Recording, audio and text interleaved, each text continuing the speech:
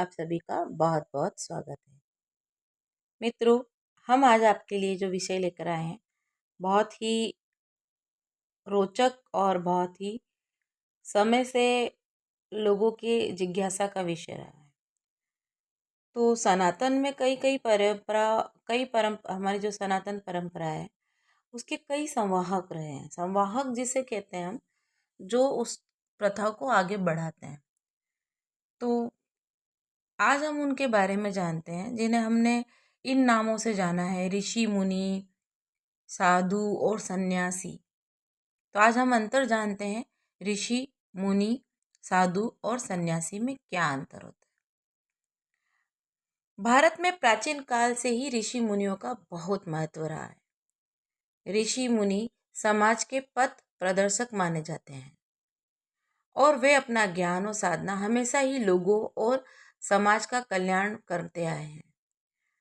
आज भी वनों में किसी या तीर्थ स्थल पर हमें कई साधु देखने को मिल जाते हैं।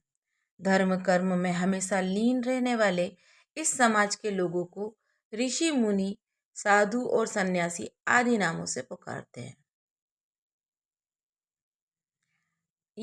हमेशा तपस्या, साधना, मनन के द्वारा अपने ज्ञान को परमार्जित करते हैं।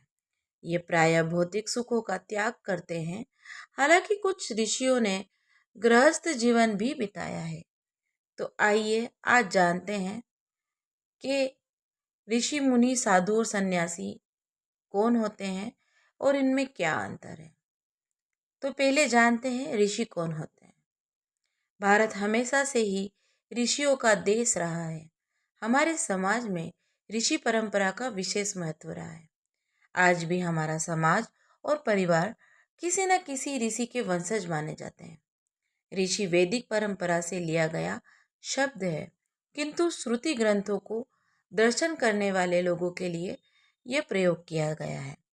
दूसरे शब्दों में कहा जा सकता है, वैसे व्यक्ति जो अपने विशिष्ट और विलक्षण एकाग्रता के बल पर वैदिक परंपरा का अध्ययन किए और विलक्षण शब्दों के दर्शन किए और उनके गूढ़ अर्थों को जाने और प्राणी मात्र के कल्याण के लिए उस ज्ञान को लिखकर उन्होंने प्रकट किया, मतलब उस ज्ञान को लिखकर प्रकट किया, वो ऋषि कहलाए। तो ऋषियों के लिए ऋषि इसीलिए कहा जाता है कि ऋषि तू मंत्र दृष्टारा न तू करतार, अर्थात ऋषि मंत्र को देखने वाले हैं, न कि उस मंत्र की रचना करने वाले। हालांकि कुछ स्थानों में ऋषियों की वैदिक ऋचाओं के बारे में कुछ रूप में व्यक्त किया गया है। ऋषि शब्द का अर्थ क्या होता है? ऋषि शब्द ऋष मूल तत्व से उत्पन्न हुआ है।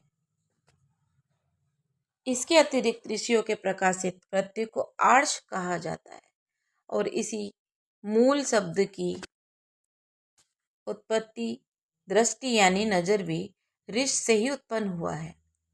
प्राचीन ऋषियों को युग दृष्टा माना जाता था और माना जाता था कि वे अपने आत्मज्ञान का दर्शन कर लिए हैं। ऋषियों के संबंध में मान्यता थी कि वे अपने योग से परमात्मा को उपलब्ध हो जाते थे और जड़ के साथ साथ चैतन्य को भी देखने में समर्थ होते थे। वे भौतिक पदार्थों के साथ साथ उसके पीछे छिपी ऊर्जाओं को भी देखने में सक्षम होते थे। ऋषियों के प्रकार। ऋषि वैदिक संस्कृत भाषा से उत्पन्न शब्द माना जाता है, अतः यह शब्द वैदिक परंपरा का बोध कराता है, जिसमें एक ऋषि को सर्वोच्च माना जाता है, अर्थात ऋषि का स्थान तपस्वी और योगी से श्रेष्ठ होता है।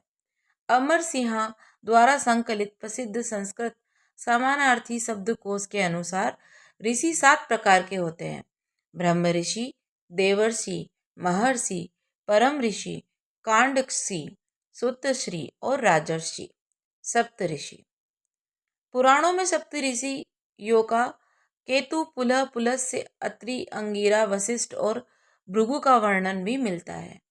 इसी तरह अन्य स्थान पर सप्त ऋषियों की एक अन्य सूची मिलती है, जिसमें अत्रि, भृगु, कोत्स, वशिष्ठ, गौतम, कश्यप और अंगिरस तथा दूसरी में कश्यप, अत्रि, वशिष्ठ, विश्वामित्र, गौतम, जमदाग्नि, भारद्वाज को सप्तऋषि कहा गया है। तो ये थे ऋषियों के बारे में संपूर्ण जानकारी। अब जानते हैं मुनि किसे कहते हैं। मुनि भी एक तरह के ऋषि ही होते हैं, किंतु इनमें राग द्वेष का अभाव होता है। भागवत गीता में मुनियों के बारे में कहा गया है, जिनका चित्त दुख से उद्विग्न नहीं होता, जो सुख की इच्छा नहीं करते, जो राग भय क्रोध से रहित हैं, ऐसे निश्चल बुद्धि वाले संत मुनि कहलाते हैं। मुनि शब्द मौनी अर्थात शांत, ना बोलने वाले से निकला है। ऐसे ऋषि जो एक विशेष अवधि के लिए मौन या बहुत कम बोलने का शपथ लेते थे, उन्हें मुनि कहा गया था। प्राचीन काल में मौन को एक साधना या तपस्या के रूप में माना गया है। बहुत से ऋषि इस साधना को करते थे और मौन रहते थे। ऐसे ऋषियों के लिए मुनि शब्द का प्रयोग होता था। कई बार बहुत कम बोलने वाले ऋषियों के लिए मुनि शब्द का ही प्रयोग किया जाता था। कुछ ऐसे ऋषियों के लिए मुनि शब्द का प्रयोग हुआ जो हमेशा ईश्वर का जाप करते हैं और नारायण का ध्यान करते हैं, जैसे नारद मुनि। मुनि शब्द का मंत्र चित्र, मन और तन से गहरा नाता है। ये तीनों ही शब्द मंत्र तंत्र से संबंध रखते हैं। ऋग्वेद में चित्र शब्द आश्चर्य देखने के लिए प्रयोग में लाया गया है। वे सभी चीजें जो उज्जवल हैं, आकर्षक है और आश्चर्यजनक है, वे चित्र हैं। अर्थात संसार की लगभग सभी चीजें चित्र के अंतर्गत ही आती हैं। मन कई अर्थों के साथ बौद्धिक चिंतन मनन से भी संबंध रखता है, अर्थात मनन करने वाले ही मुनि हैं। मंत्र शब्द मन से निकला गया जाता है, ऐसा माना जाता है। इसलिए मंत्रों के रचयिता और मनन करने वाले मनीषी या मुनि कहलाए। इसी तरह तंत्र शब्द तन से संबंधित है। तन को सक्रिय या जागृत रखने वाले योगियों को मुनि कहा जाता है था।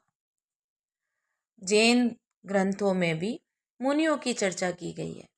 वैसे व्यक्ति जिनकी आत्मा संयम से स्थिर है, सांसारिक वासनाओं से रहित है, जीवों के प्रति रक्षा का भाव रखते हैं, अहिंसा, सत्य, अचौर्य, ब्रह्मचर्य, अपरिग्रह, ईर्ष्या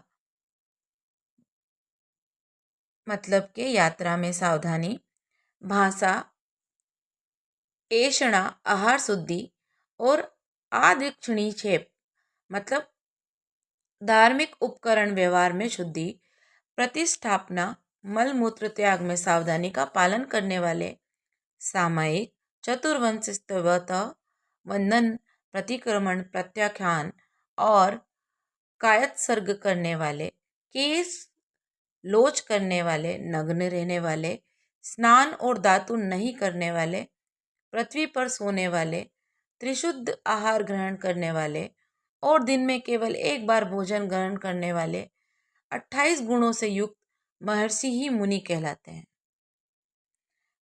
मुनि ऋषि परंपरा से संबंध रखते हैं, किंतु वे मंत्रों का मनन करने वाले और अपने चिंतन से ज्ञान के व्यापक भंडार की उत्पत्ति करने वाले होते हैं। मुनि शास्त्रों का लेखन भी करने वाले माने जाते हैं।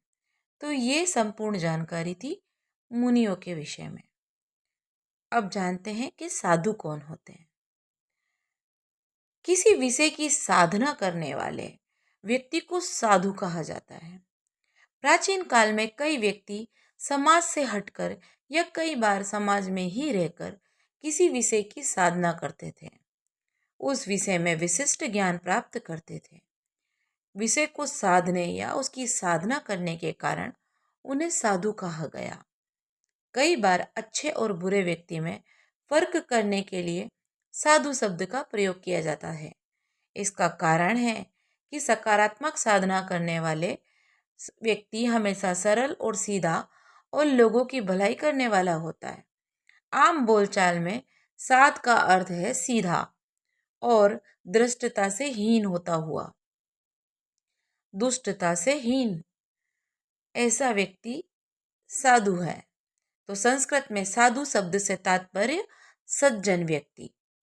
लघु सिद्धांत कौमुदी में साधु का वर्णन करते हुए लिखा गया है कि साधोत्नी पर कार्यमिति साधु, अर्थात जो दूसरों का कार्य करे वह साधु है। साधु का अर्थ ही उत्तम होता है। ऐसे व्यक्ति जिसने अपने 6 विकार काम, क्रोध, लोभ, मद, मोह और मत्सर का त्याग कर दिया हो, साधु कहलाता है। साधु के लिए भी यह कहा गया है कि आत्मदशा साधे, अर्थात संसार दशा से मुक्त होकर आप आत्मदशा को साधने वाले साधु कहलाते हैं। वर्तमान में वैसे व्यक्ति संन्यास दीक्षा लेकर गेरुआ वस्त्र धारण करते हैं, जिनका मूल उद्देश्य समाज का पथ प्रदर्शन करते हुए, धर्म के मार्ग पर चलते हुए, मोक्ष को प्राप्त करते हुए साधु कहलाते हैं। तो ये सारी जानकारी थी साधुओं के विषय में।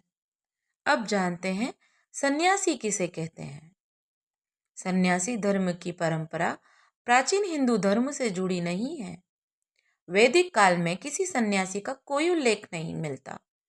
सन्यासी या सन्यास का अवधारणा संभवतः जैन या बौद्ध धर्म के प्रचलन के बाद आई, जिसमें सन्यास की मान्यता है।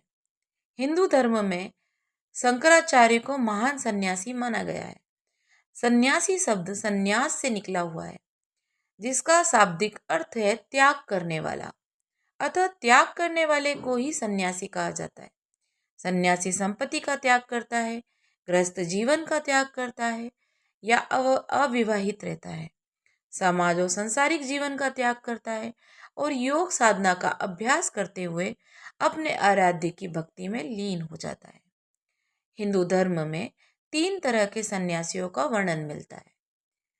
परिव्राजक सन्यासी, भ्रमण करने वाले सन्यासी को परिव्राजक श्रेणी में रखा जाता है। आदि शंकराचार्य, रामानुजाचार्य परिव्राजक सन्यासी ही थे। परमहंस सन्यासी, उन सन्यासियों की उच्चतम श्रेणी है। यति सन्यासी, उद्देश्य की सहजता के साथ प्रयास करने वाले सन्यासी इस श्रेणी के अंतर्गत आते हैं। वास्तव में सन्यासी वैसे व्यक्ति को कहा जा सकता है जिसकी आंतरिक स्थिति स्थिर है, जो किसी भी परिस्थिति में या व्यक्ति से प्रभावित नहीं होता और हर हाल में स्थिर रहता है। उसे ना तो खुशी से प्रसन्नता है, ना ही दुख से कोई अवसाद है। इस प्रकार निरपेक्ष व्यक्ति जो संसारिक मोह माया से विरक्त है, अलौकिक और आत्मज्ञान की तलाश करता है, सन्यासी कहलाता है। उपसंहार: ऋषि मुनि, साधु या फिर सन्यासी सभी धर्म के प्रति समर्पित जन होते हैं, जो सांसारिक मोह के बंधन से दूर समाज कल्याण हेतु निरंतर अपने ज्ञान का परिमार्जित करते और ब्रह्म ज्ञान की प्राप्ति हेतु तपस्या, साधना, मनन आदि करते आए हैं। तो आज हमने इनके विषय में संपूर्ण जानकारी को जाना। हमारे सनातन धर्म कई विशिष्टताओं से भरा हुआ है और कई जानकारी सीखने योग्य है। तो आज हमने ऋषि मुनि, साधु और सन्यासी इन श्रेणियों में अंतर और इनके बारे में संपूर्ण जानकारी जानी। आशा करते हैं हमारे द्वारा दी गई ये जानकारी आपको अच्छी लगी होगी। यदि अच्छी लगी है तो इसे लाइक एंड सब्सक्राइब करना ना भूलिएगा। ज़्यादा से ज़्यादा लोगों में शेयर कीजिएगा ताकि हम आपके लिए ऐसी ही रोचक जानकारी और लाते रहेंगे। इसी के साथ ही धन्यवाद।